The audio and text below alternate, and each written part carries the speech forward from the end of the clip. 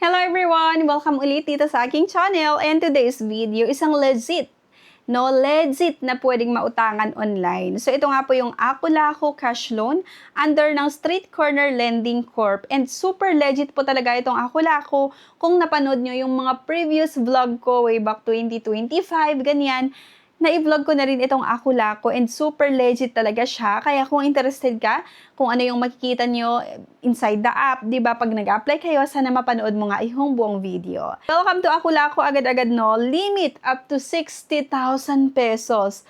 Fully yours, no hidden fees. Totoo po, itong sinasabi ng Aku-Laku na wala po silang hidden fees at talagang maganda din ito utangan. Kaya kung mag-try kayo na umutang dito, make sure na tama yung mga information na ilalagay nyo and mag-upload ng valid ID, hindi yung wagawa lang kasi napakaganda ito i-consider. Diba, kapag kailangan natin ng extra cash. Super low interest, approval rate, 99%, 5 minutes fast withdrawal. Pag-approve yung loan application nyo, mabilis din po i-withdraw yung loan proceeds and up to 6 months tenure. Kalain mo yun, nag-o-offer itong Aku-Laku ng hanggang 6 months na payment terms. At bihira lang talaga yung mga loan app or nagpapautang online na nag-o-offer hanggang 6 months na payment terms. Kasi karaniwan, lalong-lalo kapag first time, minsan 10 days, 14 days, or 1 month, yung ino-offer lang na payment terms. Tsaka lang sila mag-offer, di ba, ng mas mahabang payment terms kapag repeat borrowers na kayo. Pero dito sa Aku-Laku, regardless, first time borrower or repeat borrowers ka, possible po talaga na mag-offer sila ng mas mahabang payment terms. So, yun yung nakita ko na maganda talaga dito sa Aku-Laku. Para nga kayo ay makautang dito, kailangan nating masagutan yung personal information, like yung kompletong pangalan nyo, syempre, and then yung mga details patungkol sa'yo. Then next nga, yung emergency contacts. So like yung makakilala nyo, relatives, katrabaho, kapamilya, asawa, anak, ganyan. So maglalagay lang kayo dyan ng emergency contact or personal references, and then yung ID information. Ito yung mga ID na tinatanggap nila, yung SSS, UMI, driver's license, pwede rin yung passport, PRC ID, postal ID, at yung national ID. After nun, alam nyo ba, hindi ganun kadami yung sinagutan ko dito talaga sa Aku-Laku. Talagang super dali lang. Wala akong masyadong sinagutan. Then, agad-agad, your credit limit application is under verification na. Under verification, agad-agad, on average, the verification result will be notified within an hour.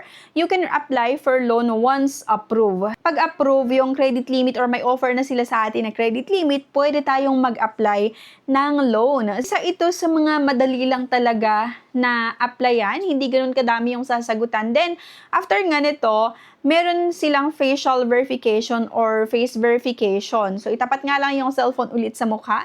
Same lang din naman doon sa ibang mga nagpapautang online. May facial verification, tapat lang yung cellphone sa mukha.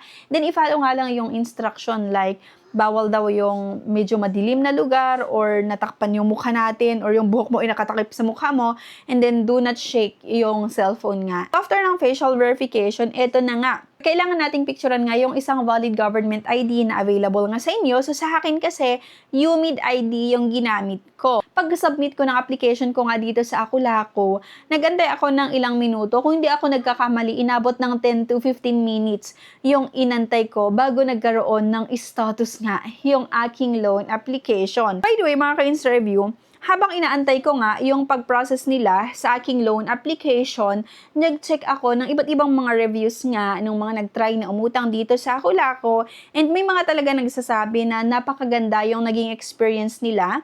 What a great loan lending app. I just got downloaded an hour ago. Just one ID and 2 referrals number. Within a minute, I just got my loan. My credit limit is 15,000 pesos. So, bagong-bago itong isang review dito na ngayong April lang, then approve siya ng credit limit na 15,000 pesos. Ilang minuto lang yung inantay niya. Pagka-submit niya ng kanyang loan application, nag-antay ng ilang minuto, then approve agad siya ng 15,000 na credit limit.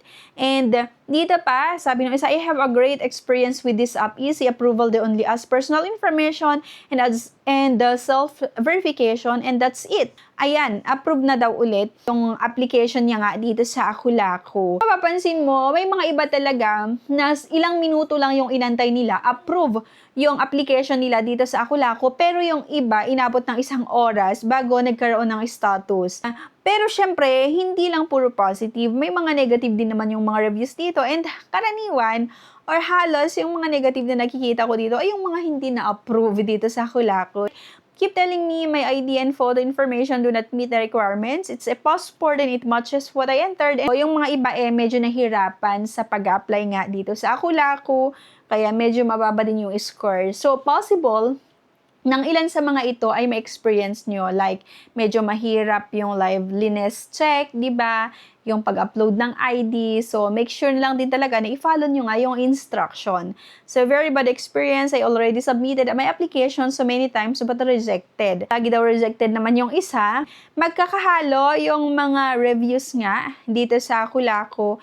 Pero one thing, di ba, na i-share ko sa inyo ay talagang legit itong Akulako na pwede niyong subukan kapag kailangan natin ng extra cash. Pero, dapat mga ka-Insta review, subukan lang natin na umutang sa mga legit na pautangan online kung talagang emergency yung panggagamitan. Hindi yung meron kang napitipuhan na cellphone, tas kulang yung budget mo, then mangungutang ka sa Akulako or sa ibang mga legit na loan app para may pandagdag pambili ng cellphone, di ba? So, kung para sa luho, mga ka-Insta review, please lang, wag tayong utang ng utang para sa luho. Sa akin, pag may mga gusto akong bilhin, talagang pinag-iipunan ko. Unless na lang kung gagamitin ko for business purposes or yung talagang pangangailangan, yon pwede tayong mag-try na umutang, no? Or yung mga unexpected, di ba, na pangangailangan. Yun nga, after ilang minuto, kung hindi ako nagkakamali, umabot ng 10 to 15 minutes, yung inantay ko nga, bago ko ma-check yung status ng application ko dito sa Akulako. And naloka naman ako kasi declined yung loan application ko. Sorry, your credit application was not approved this time.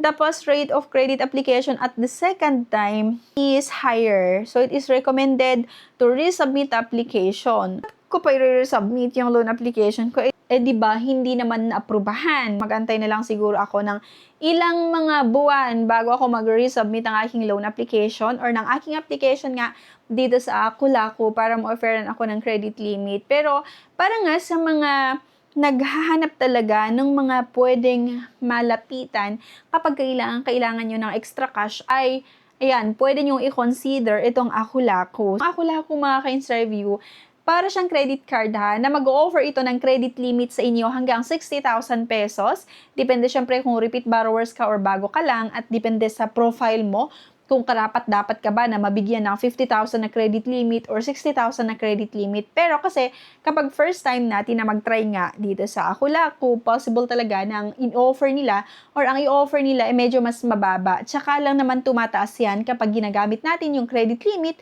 Then, nagbabayad tayo on or before yung due date, talagang tataasan nila yung credit limit nyo. Okay?